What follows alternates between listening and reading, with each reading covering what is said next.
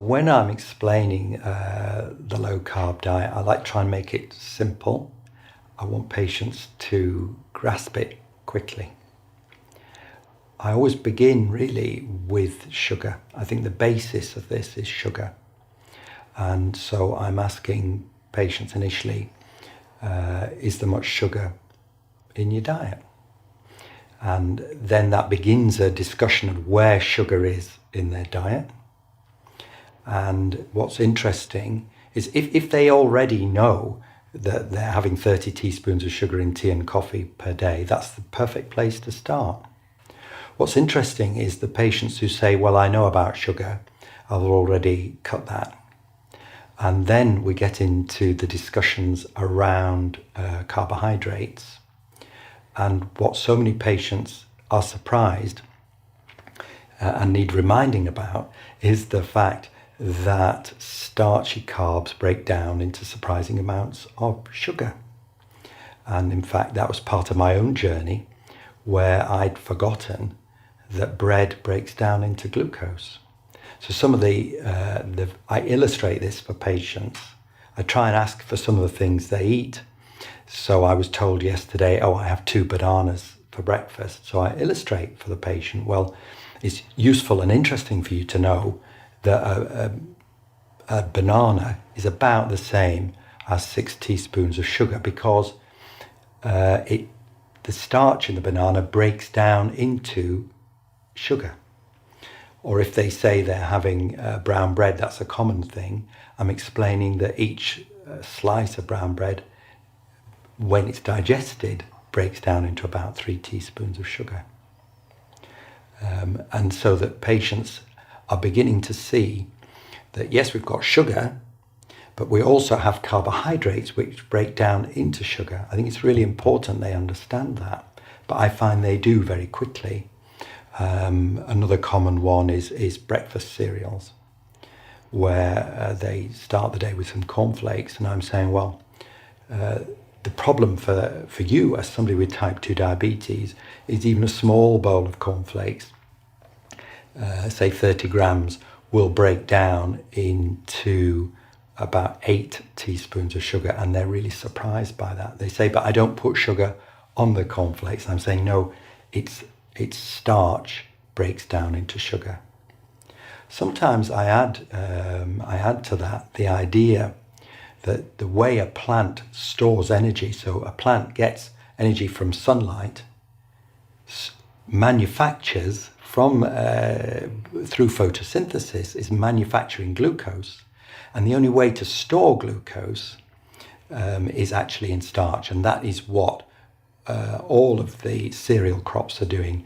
They're storing glucose in a very handy form as a seed and forming starch. And then your digestion breaks that back down again into the sugar that was there before. And a lot of patients find that very handy. I do give them diet sheets, of which will be a copy available with this video, which develops this theory. But the basis of it is to do with sugar, is to do with starchy carbs, which break down into sugar with digestion. And the idea that you would replace what is white on your plate, like the bread, like the pasta, like the rice, with green. And that's a fairly simple idea that many of my patients seem to accept and incorporate into their own lives. Which brings me to another point, really. I try not to be prescriptive with my advice. I think it's more useful to give information so that patients can understand more about nutrition, and then they adapt that to the life that they lead. I think for years and years I was very prescriptive. I gave specific advice, and then I was annoyed when patients didn't do as I said.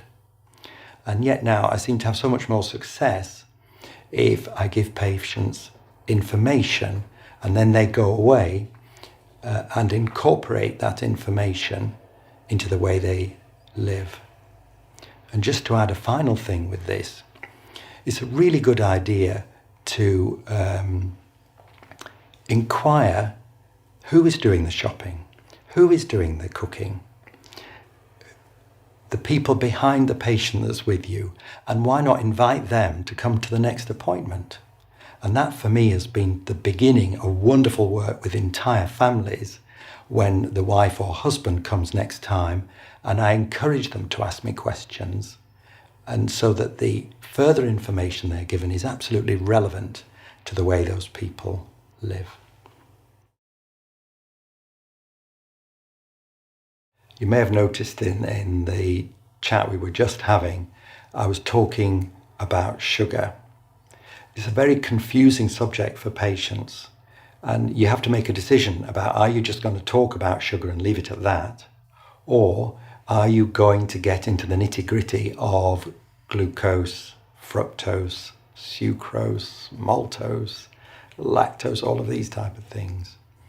Very often I find I end up just talking about sugar, because the minute I go into more detail, I seem to have confused the patients. You have to bear in mind, though, that many of your patients are now very sophisticated, and some of them will know more than you do. And so it is worth being clear for many patients that you're actually talking about glucose when we're thinking about type 2 diabetes, and that it is actually glucose that their monitor is measuring, and that of course starch is made up of building blocks of glucose, and that is what you're talking about. And some of them will then take you into the deeper water of, well, you know, what about fructose? And that is a bit complicated. It's about trying to give the information at the level suitable to the person in front of you. And I suppose that's the challenge for all of us.